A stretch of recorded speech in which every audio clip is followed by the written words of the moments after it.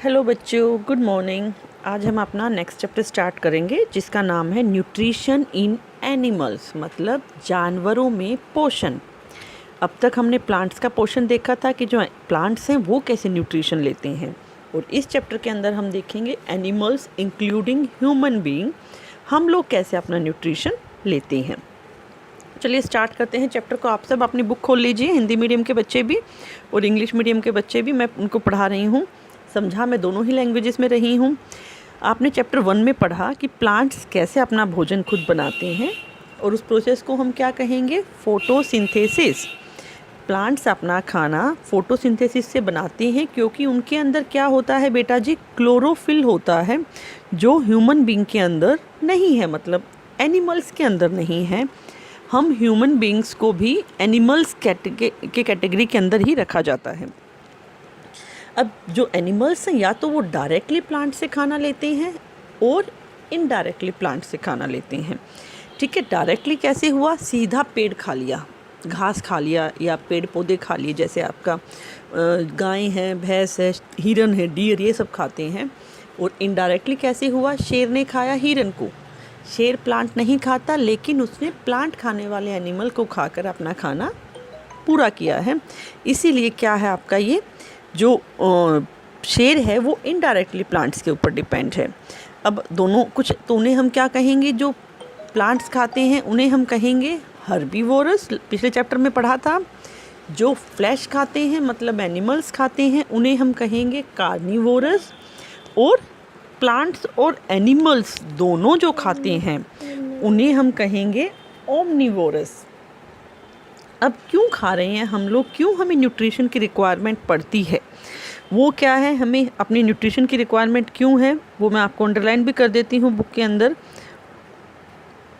कि हमें क्या करना पड़ता है बेटा, अपनी ग्रोथ, अपना रिपेयर और अपनी फंक्शनिंग, अपनी बॉडी को हम ग्रो करते हैं खाना खा के। जहाँ टूट फूट हो गई, जो सेल्स टूट गई हैं, उन्हें रिपेयर करते हैं।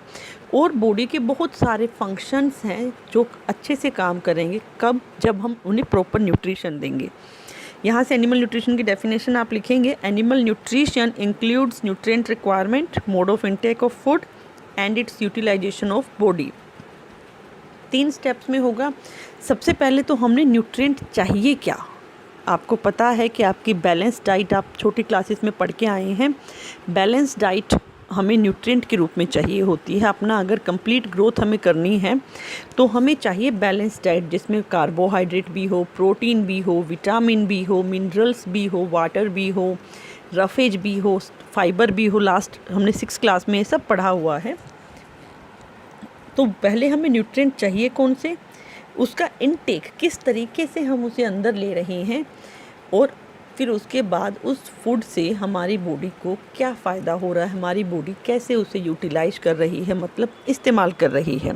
तो यहाँ पर आपको पढ़ना है, मैंने बताया 6 क्लास में आपने पढ़े थे हमारे फूड के कंपोनेंट। 6 कंपोनेंट्स इसके अंदर डाल के मुझे आप भेजेंगे। बेटा आप लोगों में से बहुत से बच्चे होमवर्क नहीं भेज रहे हैं, मैं मार्क्स नहीं लगाऊंगी, इंटरनल मार्क्स मैं बच्चों को नहीं दूंगी अगर आप मुझे काम करके नहीं भेजेंगे। तो यहाँ पर आपको सारे न्यूट्रिएंट्स की लिस्ट लिखनी है 1 से 6 तक।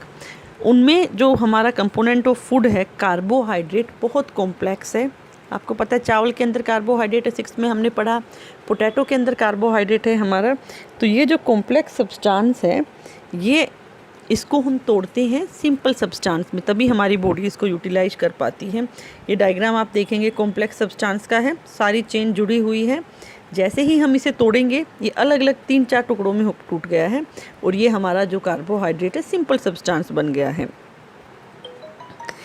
Different ways of taking food, अलग अलग तरीक़ों से जो हम खाना लेते हैं वो क्या होगा आपका, जो आपने देखा भी है कि हमारे यहाँ पर जैसे हम लोग तो मुंह के थ्रू खाते हैं, कई जानवर अलग अलग तरीके से अपना खाना लेते हैं। हमिंग बर्ड है, वो सक कर, जो आपका अपनी बीस और हमिंग बर्ड्स हैं वो नेक्टर ऑफ प्लांट, मतलब फूलों में जो नेक्टर होता है उसे सक करते खींचते हैं। बच्चा है वो अपनी मदर से फीड करता है, मदर के मिल्क से फीड करता है। जानवरों के बच्चे भी मदर के मिल्क से फीड करते हैं। स्नेक, जैसे बड़ा सा जो स्नेक है पाइथन, वो निगलता है, स्वेलो करता है दूसरे एनिमल्स को। और जो एक्वेटिक एनिमल्स हैं उनके आसपास बहुत छोटे छोटे से टाइनी से छोटे छोटे एनिमल्स या और ऑब्जेक्ट्स होते हैं जिन्हें वो खाते हैं और उन पे अपना भोजन निर्भर रहते हैं। तो अब ये एक्टिविटी भी आप मुझे करके देंगे। टेबल है वेरियस मोड्स ऑफ फीडिंग वाली। स्नेल क्या खाता है, कैसे खाता है, एंट क्या खाता है, कैसे खाती है, ईगल नीचे इन्होंने हिंट भी दे रखा है, स्क्रैपिंग, सकिंग, कैप्चरिंग। ये टेबल भी आप मुझे भर के भेजेंगे कि कौन सा जानवर किस मोड से खाना ले रहा है। ये बहुत ही अमेजिंग फैक्ट है, बहुत अच्छा फैक्ट मैं आपको बता रही हूँ स्टारफिश के बारे में। आपको मैं वीडियो भी भेजूंगी कि स्टारफिश अपना खाना कैसे खाती है। बड़ा इंटरेस्टिंग सा है। जितने भी समुद्र के अंदर सख्त कैल्शियम कार्बोनेट वाले जीव होते हैं जिनके चारों तरफ मोटी मोटी पथरीली सी कवरिंग होती है कैल्शियम कार्बोनेट की, तो स्टारफिश क्या करती है, उसे ओपन करती है उनकी शेल को, और स्टारफिश का स्टमक बाहर आ जाता है मुंह में से, और जो उस एनिमल का सॉफ्ट एनिमल है उसे वो खाती है, और उसके बाद स्टमक वापस उसकी बॉडी में जाता है और फूड स्लोली डाइजेस्ट हो जाता है। मैं इसकी वीडियो आपको भी दिखाती हूँ, आप होल्ड कीजिए। देखिए बेटा, ये स्टारफिश है। जैसे ही इसके पास खाना रखा,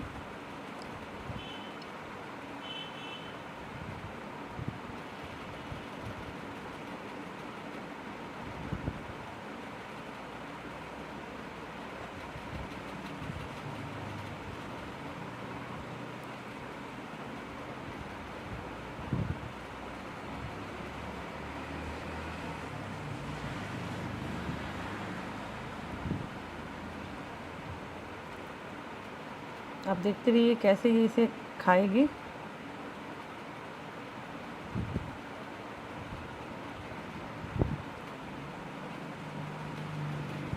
ये इस तरह से उठ रही है।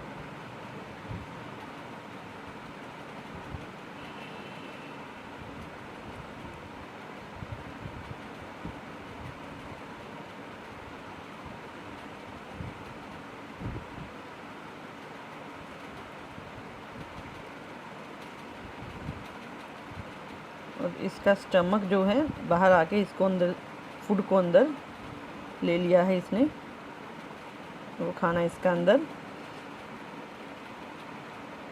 इस तरह से इसने अपने खाने को खा लिया है।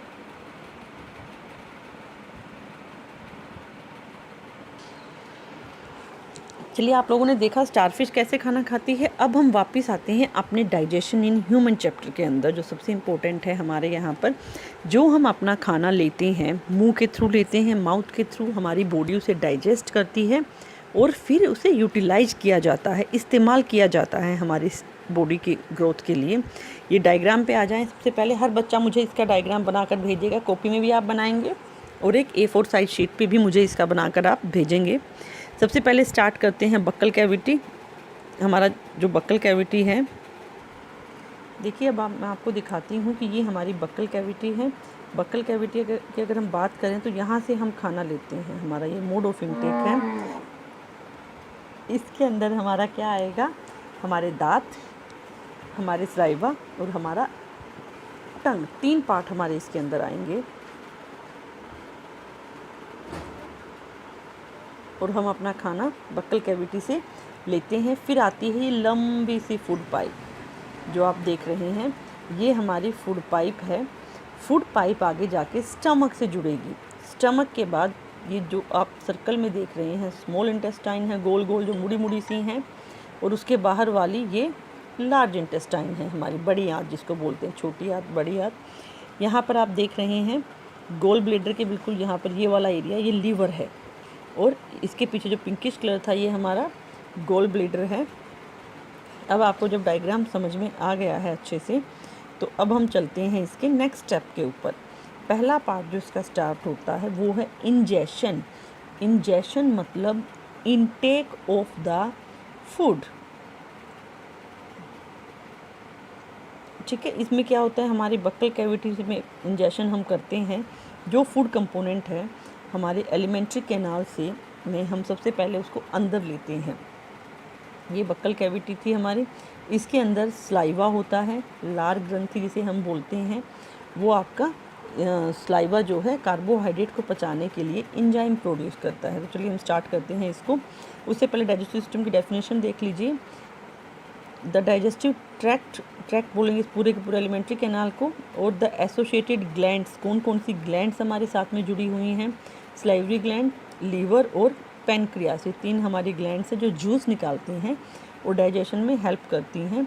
Together constitute the digestive system, ये मिल के हमारा क्या करते हैं, डाइजेस्टिव सिस्टम बनाते हैं, हमारा डाइजेस्टिव सिस्टम बनाते हैं। फिर हमारा फर्स्ट स्टेप है इसका इंजेशन, जो हम अभी स्टार्ट करेंगे। नेक्स्ट पेज पे हम आते हैं। हमारे बक्कल कैविटी के अंदर जो फर्स्ट स्टेप है वो है मेरा इंजेशन। इंजेशन का मतलब इनटेक ऑफ द फूड। मेरा खाना अंदर आ गया मुंह के अंदर, अब मैं क्या करूँगी, उसको च्वी करूँगी दांतों की हेल्प से। मेरी टंग उस फूड के अंदर सलाइवा मिलाएगी और इस तरह से जो मेरे खाना है वहाँ वो मुंह में ही पचना स्टार्ट होगा। डाइजेशन फर्स्ट स्टेप जो होगा डाइजेशन का वो मेरे माउथ के अंदर ही स्टार्ट हो जाएगा। और वो कौन करता है, आपका सलाइवरी ग्लैंड करती है। किसे पचाती है, वो कार्बोहाइड्रेट को पचाती है, स्टार्च जो है उसे पचाती है। सबसे पहले हम दांतों के बारे में पढ़ेंगे। हमारे मुंह के अंदर 32 टीथ्स हैं। 2 तरह के दांत हमारे यहाँ पर होते हैं, एक मिल्क टीथ जो छोटे बच्चों में होते हैं, एक परमानेंट टीथ। मिल्क टीथ जो होते हैं 6 to 8 या 6 to 10 ईयर्स तक चलते हैं हमारे। फिर वो टूट के जो सेकंड सेट दांतों का आता है वो परमानेंट वाला होता है। वो अगर टूट जाएगा तो फिर दोबारा दांत आपके नहीं आएंगे। मिल्क टीथ 20 होते हैं काउंट में और परमानेंट टीथ 32 होते हैं। ये आपके जबड़े के बारे में इन्होंने दिखाया हुआ है। अगर मैं अपना मुंह आप शीशे में के सामने रख के देखें या अपने भाई बहन किसी के दांतों में देखेंगे तो जो आगे के 4 दांत हैं ये हमारे क्या हैं, इंसीजर्स हैं। आगे के यहाँ तक 4 दांत हैं, ये इंसीजर्स हैं। आपके नाम नोट कर लीजिएगा, 4 होते हैं इंसीजर्स। 4 आगे के 4 दांत किसके लिए यूज करते हैं आप इनको, कटिंग और बाइटिंग के लिए। ऊपर वाले जबड़े में भी 4, नीचे वाले जबड़े में भी 4, हमारे 8 दांत हो गए जो हम कटिंग और बाइटिंग के लिए पहले वाला जो यूज करेंगे वो इंसीजर हम यहाँ पर यूज करते हैं इसको।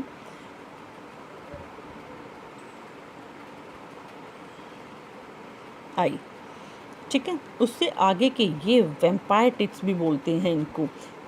कार्निवोरस में ये बहुत बड़े बड़े होते हैं, एक एक सेट होता है इनका इंसीजर्स के बिल्कुल बाद में।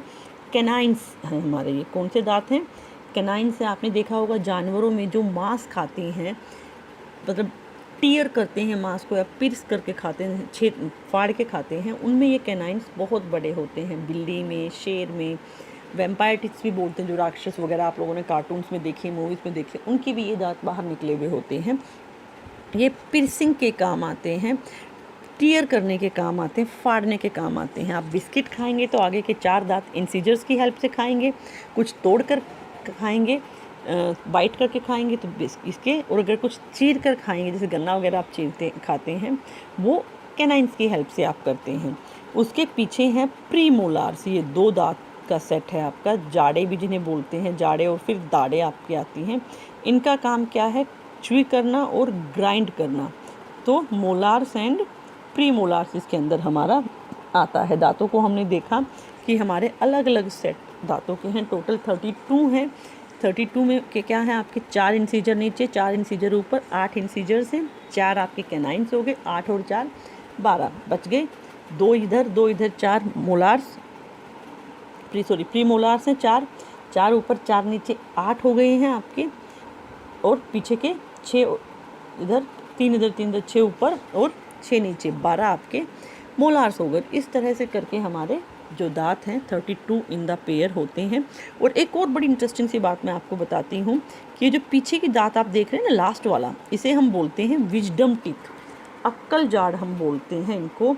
आपको नहीं पता तो अपनी मम्मा से पूछिए कि मम्मा विजडम टीथ क्या होता है। विजडम टीथ जो होता है, अक्कल जाड़, वो at the age of 24-25 years के आसपास जाके आपका अक्कल जाड़ आपकी आती है। और ये सब तरफ एक एक आती है, बड़ी पेनफुल सी प्रोसेस होती है। इसकी जड़ें सबसे लंबी होती हैं। तो इस समय आप अपने मुंह में चेक करेंगे तो आपको पूरे 32 दांत नहीं मिलेंगे, 28 मिलेंगे, क्योंकि ये 4 जो दांत हैं आपके ये अभी आने बाकी हैं। आई होप आपको हमारा मुंह का ये दांतों वाला सिस्टम समझ में आ गया होगा कि हमारे पास 4 सेट हैं दांतों के, इंसीजर्स, कैनाइन्स, प्रीमोलार्स और मोलार्स। इंसीजर्स दांतों को में बाइट करने के या कट करने के काम आते हैं। कैनाइन्स टीयर करने के काम आते हैं, इनको विजडम वैम्पायर टीथ भी बोलते हैं।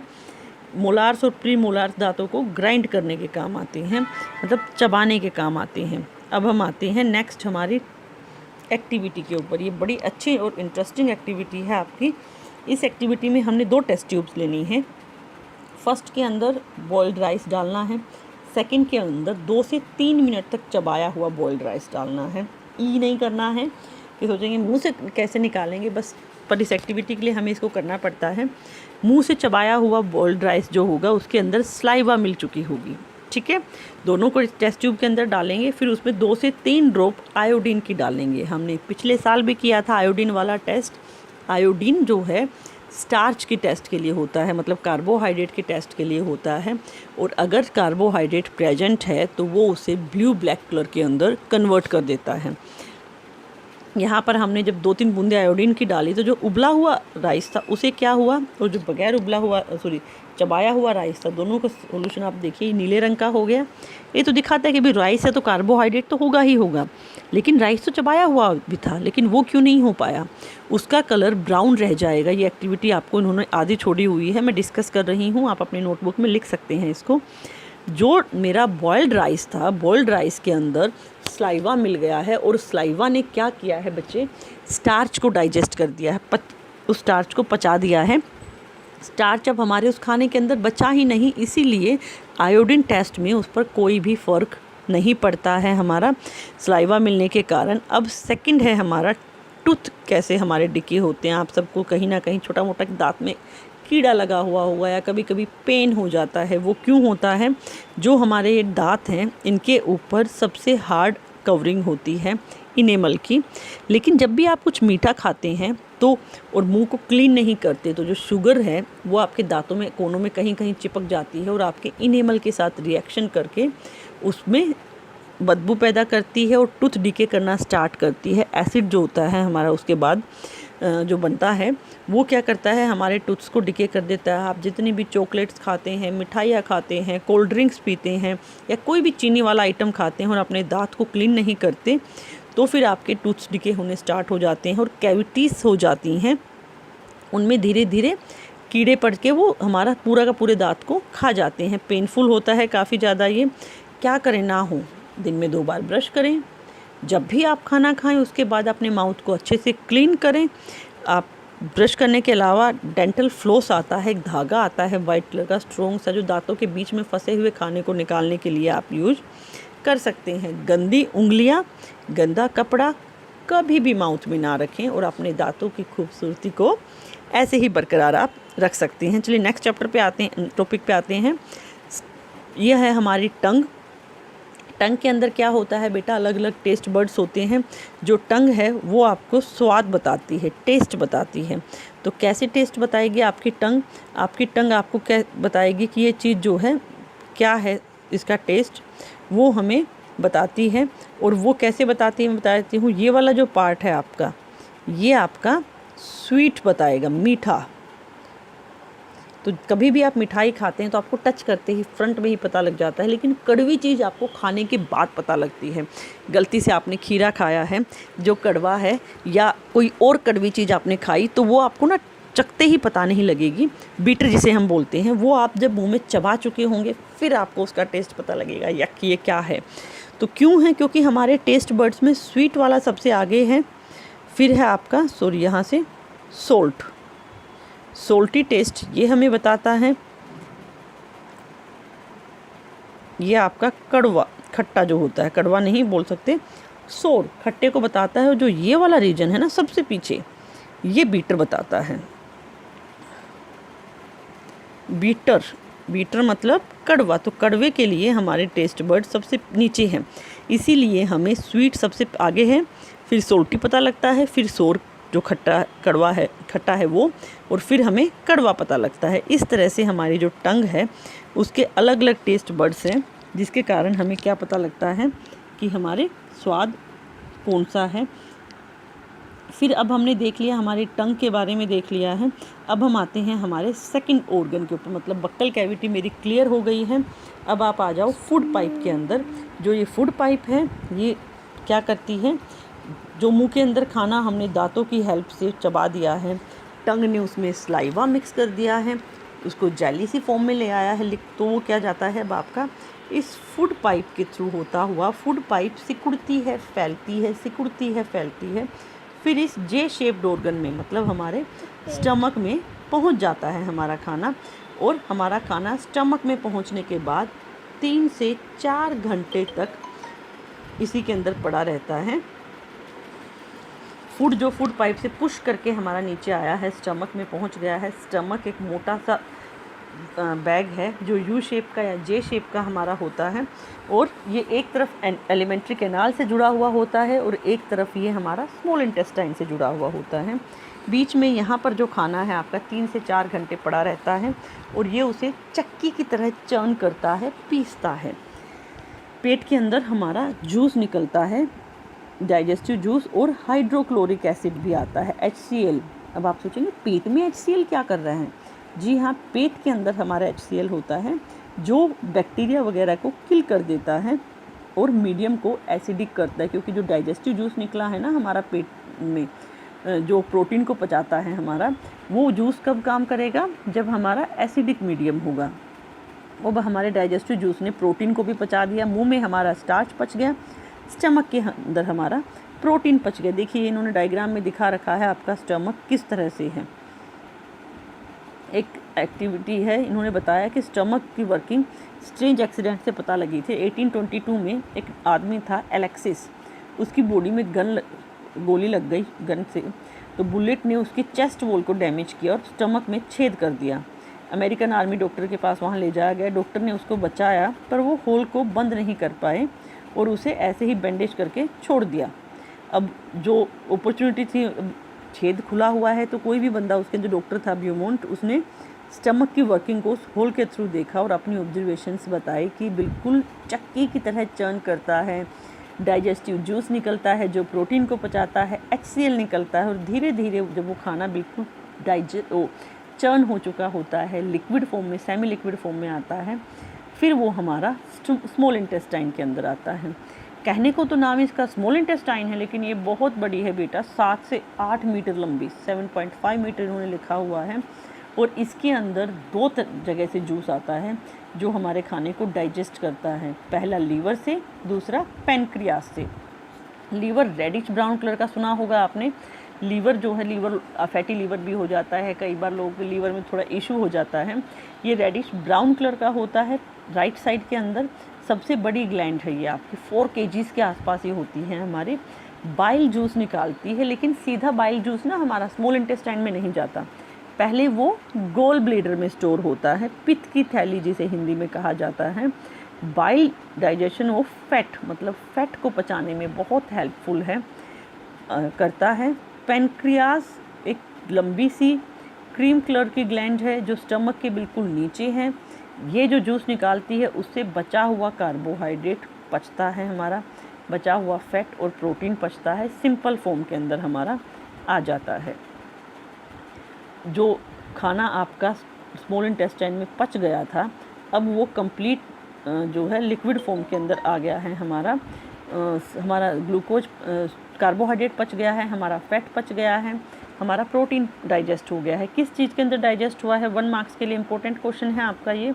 हमारा सबसे पहला जो आपका कार्बोहाइड्रेट है वो ग्लूकोज में पचा है, फैट पचा है फैटी एसिड में, ग्लाइसोल में। प्रोटीन जो है आपका अमीनो एसिड के अंदर, फैट है फैटी एसिड, प्रोटीन है अमीनो एसिड। तीनों को फिर से ध्यान रख लीजिए, कार्बोहाइड्रेट ग्लूकोज में, फैट फैटी एसिड और ग्लाइसरोल में, और प्रोटीन अमीनो एसिड के अंदर हमारा पच गया है। अब हमें देखना है एब्जॉर्प्शन इन स्मॉल इंटेस्टाइन। खाना डाइजेस्ट तो हो गया स्मॉल इंटेस्टाइन में, पर बॉडी में कैसे जाएगा? खाना तो हमें पूरी बॉडी में भेजना होता है उसके एनर्जी को। तो क्या होता है, जो डाइजेस्टेड वेसल है वो अब एब्जॉर्प्शन के लिए रेडी है, और एब्जॉर्प्शन होता है पतली पतली फिंगर जैसी प्रोजेक्शन विलाइस के थ्रू। एक नहीं, एक को विलाई बोलते हैं, लेकिन हमारे यहाँ पर बहुत सारी होती हैं विलाईज। और यहाँ ये क्या करती हैं, आपका सरफेस एरिया बढ़ाती हैं और हर विलाई के चारों तरफ ब्लड वेसल्स हैं जिनमें खून दौड़ रहा है। और वो ब्लड वेसल्स क्या करती हैं, डाइजेस्टिव फूड को हमारी बॉडी के अंदर लेकर जाती हैं। उसे हम बोलते हैं और जो डाइजेस्टिव फूड है एब्जॉर्प्शन के बाद उसे मेरी बॉडी जो उसे ज़रूरत होती है उस हिसाब से उसको पूरा करती है, एनर्जी देती है, ग्रोथ करने में हेल्प करती है बॉडी की। कहीं पे कोई टूट फूट हो गई है सेल्स की तो रिपेयर और रीजनरेशन करने में हेल्प करती है। इस प्रोसेस को बोला जाता है एसिमिलेशन। एसिमिलेशन के बाद जो ग्लूकोज है वो कार्बन डाइऑक्साइड और वाटर निकालता है और बहुत सारी एनर्जी भी निकलती है। एनर्जी को हम यूज कर लेते हैं, कार्बन डाइऑक्साइड को हम बाहर एक्सेल कर देते हैं, मतलब बाहर निकाल देते हैं। अब जो खाना नहीं डाइजेस्ट हुआ वो कहाँ जाता है, लार्ज इंटेस्टाइन के अंदर। नाम इसका लार्ज इंटेस्टाइन है बेटा, लेकिन ये साइज में स्मॉल इंटेस्टाइन से बहुत छोटी होती है। 1.5 से 2.5 के बीच में ये होती है, 1.5 से 2 मीटर लंबी।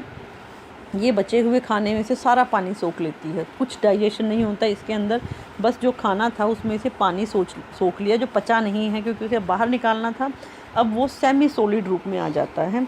वेस्ट आपका रेक्टम के अंदर रहता है, सॉलिड में आ चुका है, सेमी सॉलिड में, और फिर उसे हम एनस के थ्रू इजेक्ट कर देते हैं। बॉडी से बाहर इजेक्शन होता है, जिसका मतलब क्या है, जैसे आप मॉर्निंग में फ्रेश हुए हैं तो आपका जो वेस्ट है वो बाहर निकल गया है। इस तरह से मेरा जो लार्ज इंटेस्टाइन है उसके थ्रू, मेरा एनस के थ्रू होता हुआ मेरा डाइजेशन पूरा होता है। फिर से एक बार रिवाइज करवा दूं मैं आपको ये चैप्टर। एलिमेंट्री कैनाल है, एलिमेंट्री कैनाल में क्या होता है आपका, क्या क्या आते हैं आपके ऑर्गन्स इस डायग्राम पे। फिर आते हैं बक्कल कैविटी से स्टार्ट होता है, जिसमें मुंह के अंदर दांत, जीभ और सलाइवा होता है।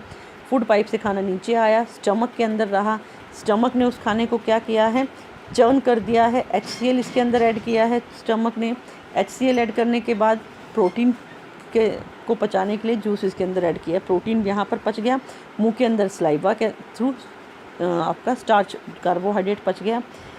फिर ये स्मॉल इंटेस्टाइन में आता है। स्मॉल इंटेस्टाइन 7 से 8 मीटर लंबी होती है। खाना यहाँ पर डाइजेस्ट होता है, जितना भी बचा हुआ है डाइजेशन यहाँ होगा और एब्जॉर्प्शन भी यहीं होगा। पूरी बॉडी में खाने की एनर्जी यहीं से जाती है। लीवर ने अपना जूस इसके अंदर ऐड किया, ये पेनक्रियास है, इसने अपना जूस ऐड किया।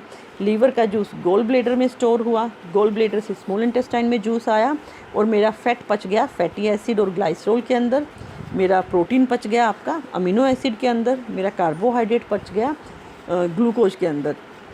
पचा हुआ खाना इस स्मॉल इंटेस्टाइन से विलाइस के थ्रू होता हुआ बॉडी में जाता है। बॉडी उस खाने को यूज करती है और एसिमिलेशन प्रोसेस हमारी यहाँ पर ख़त्म हो जाती है।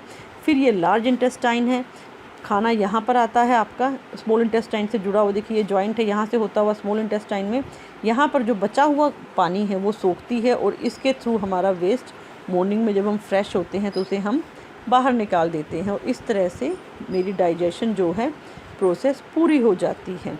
डाइजेशन प्रोसेस पूरी होने के बाद हम आते हैं लास्ट टॉपिक जो इस चैप्टर का है, ग्रास ईटिंग एनिमल्स के अंदर डाइजेशन कैसे होता है।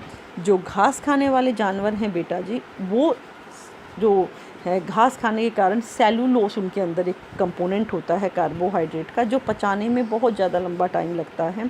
वो कैसे होता है आपका, जब भी जानवर घास खा रहा है, इनका पेट बहुत बड़ा है, अगर ये चबाने भी साथ में लगेंगे तो इनका पेट भरेगा नहीं। इसीलिए आप कभी भी देखिए गाय को या भैंस जब खाना खाते तो बड़े निगलती हैं, वो घास खा रही हैं या कुछ भी खा रही हैं तो वो खाने को निगल रही हैं। निगलने के बाद जब वो रेस्ट करती हैं तो वो खाना वापस आता है उनके मुंह में कड के रूप में। जो कड है वो आपका वापस मुंह में आता है और बैठ के वो जुगाली करती हैं। फिर कड वापस जाता है। इनके पेट के 2 हिस्से होते हैं। र्यूमन वाला पार्ट आप देखिए, जो पार्शली डाइजेस्टेड फूड था उसको ये फिर क्या करती हैं, वापस मुंह में लाती हैं। कड जो है वापस मुंह में आता है आपका और फिर जुगाली करती हैं ये गायें।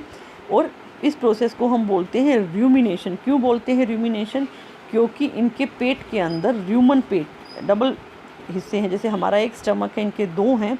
ओइसोपैगस से एक बार पहले यहाँ फूड आएगा, फिर र्यूमेंट्स में जाएगा, फिर हमारा डाइजेस्ट होगा और जिसके बाद ये हमारी लंबी चौड़ी प्रोसेस होती है। ये हमारे एनिमल्स की डाइजेशन इसके अंदर हमारा स्टार्ट हो जाता है। जो भी ग्रास ईटिंग एनिमल्स होते हैं, जो सेलुलोज खाते हैं उनको हम रूमिनेंट्स भी बोलते हैं। अमीबा कैसे खाता है? अमीबा बहुत छोटा होता है। ये डायग्राम आप देखिए, ये क्या करता है बेटा, इसका डायग्राम, ये जैसे ही इसके पास खाना आता है तो ये सूडोपोडिया ऐसे पैर से निकालता है, खाना अंदर जाएगा और उसको ये चबाएंगे। सूडोपोडिया इन्होंने दिया हुआ है, मतलब फॉल्स फिट, पैर होते नहीं हैं लेकिन पैर जैसा ये दिखाई देता है, जिसके चलते हमारा खाना ये अंदर खा लेते हैं और फिर उसे बाहर निकाल, जो खाना डाइजेस्ट नहीं हुआ उसे ये सिंपल बाहर निकाल देते हैं। अमीबा का डायग्राम भी आपको बनाना है। सूडोपोडिया के बाद फूड वैक्यूल के थ्रू होता हुआ ये खाना हमारा डाइजेस्ट हुआ, बाकी अनडाइजेस्टेड फूड को ये फिर बाहर निकाल देते हैं। इसका डायग्राम आप बना सकते हैं। मेन हमारा डाइजेशन का पर्पस क्या है? हमें एनर्जी चाहिए होती है, हर काम को करने के लिए एनर्जी चाहिए, और वो एनर्जी कहाँ से मिलती है? फूड के थ्रू मिलती है। हमारे इंटेस्टाइन के थ्रू होता हुआ फूड हमारा बॉडी में आता है और बॉडी उस फूड को यूटिलाइज करती है। इस तरह से हमारा ये लंबा चौड़ा चैप्टर ख़त्म होता है। आई होप आपको समझ में आया होगा। कीवर्ड्स आप बहुत अच्छे से इसके पढ़ेंगे, बहुत सारे कीवर्ड्स हैं, ये आप सबको अच्छे से पढ़ना है, और अब मैं इसके क्वेश्चन आंसर्स भी आपको भेज दूँगी। Bye bye.